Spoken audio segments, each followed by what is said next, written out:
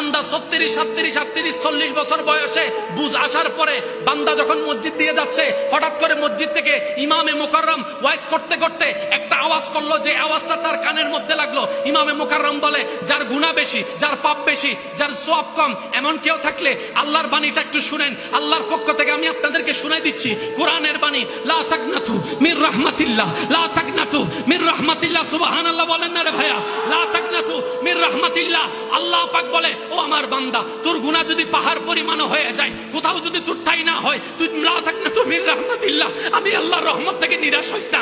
আশাটা করে, বর্ষটা করে, একবার আমি আল্লাহর দরবারে আই, একবার আমি আল্লাহর কাছে আই, একবার আমি আল্লাহর কাছে আই, একবার আমি আল্লাহর কাছে আই। যদি তোর গুনাহটা আসমান পরিমাণও হয়ে যায়, লা তাকনাতু মির রাহমাতিল্লাহ, আমাকে একবার বল, মা গাররাকা বিরাব্বিকাল কারীম, আমি আছি তো তোর রহমান, আমি আছি তো তোর রহিম, আমি আছি তো তোর গফফার, আমি আছি তো তোর সত্তার, আমি আছি তো তোর খালিক, আমি আছি তো তোর মালিক। লা তাকনাতু মির রাহমাতিল্লাহ। বান্দা কথাটা শুনে মনটা বড় হয়ে গেল। কিরে, 2 দিন চাকরি না করলে বেতন কেটে ফেলে, এত বছর আল্লাহর গোলামি করি নাই, তারপরে এই সুযোগটা আছে। হুজুর কি বলে একটু মনোযোগ দিয়ে শুনুই দেখি। এবার হুজুর বললেন, লা তাকনাতু মির রাহমাতিল্লাহ, ইন্নাল্লাহা ইয়াগফিরুজ যুনুবা জামিয়া। বান্দারে, তুমি অন্তর থেকে সারা জীবনের গুনার জন্য তওবা করবা একবার, ক্ষমা চাইবা একবার, তোমার রব খুশি হয়ে সারা জীবনের গুনাহও মাফ করে দিতে পারে। সুবহানাল্লাহ। এবার বান্দা এই কথাটা শুনে মনটা বড় হয়ে গেল, আশার বাতি জ্বলে উঠলো। এবার সে যাইতে যাইতে গাছতলায় গিয়ে বসলো। গাছতলায় গিয়ে বসে বসে ভাবে, আমার বয়স হচ্ছে এখন 40 বছর, 40টা বছরের মধ্যে আমার 22 বছরের গুনাহ, 25 বছরের গুনাহ। এই গুনাহ প্রত্যেকটা বছরে 12টা মাস,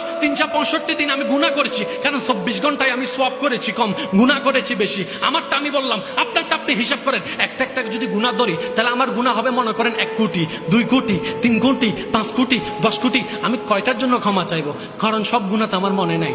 রব বলে যে, তুই এত মনে রাখার দরকার নাই, তুই শুধু এতটুকু বল, আল্লাহ তুমি তো রহমান, তুমি তো গফফার, সব তো তুমি জানো, আমিও না ভুলে গেছি। তোমার কাছে চাইবো না তো কার কাছে চাইবো? তুমি না দিলে কে আমায় দিবে? কারণ আমি লক্ষ কোটি আবাদত করো, জান্নাতের ঘ্রাণ পাবো না যদি তুমি একটু দয়া না করো। আর তুমি যদি একটু রহমত করো, জান্নাত আমার খুঁজতে হবে না, জান্নাতে আমার বাড়ি হয়ে যাবে। সুবহানাল্লাহ। বিশ্বাস তোমার প্রতি আমার আছে। এই বান্দার বলাটা, এই বান্দার আকুতিটা, এই বান্দার মিনতিটা আল্লাহর দরবারে যখন এত খুশি হয়েছে, আল্লাহ এত খুশি হয়েছে, আল্লাহ পাক বলে, বান্দারে, তোর তওবা কবুল করে নিলাম, তোর তওবা কবুল করে নিলাম। যা বান্দা যা, 1 কোটি 10 কোটি গুনাহ আমি আল্লাহ মাফ করে দিলাম। বাম কাঁধের ফেরেশতাকে সুপ্রিম কোর্টের রায় দিয়ে দিলাম, ও ফেরেশতা, আমার বান্দার সমস্ত গুনাহ আমি আল্লাহ মোচন করে দিয়েছি, তুমিও ফাইলটাকে বন্ধ করে দাও। সুবহানাল্লাহ।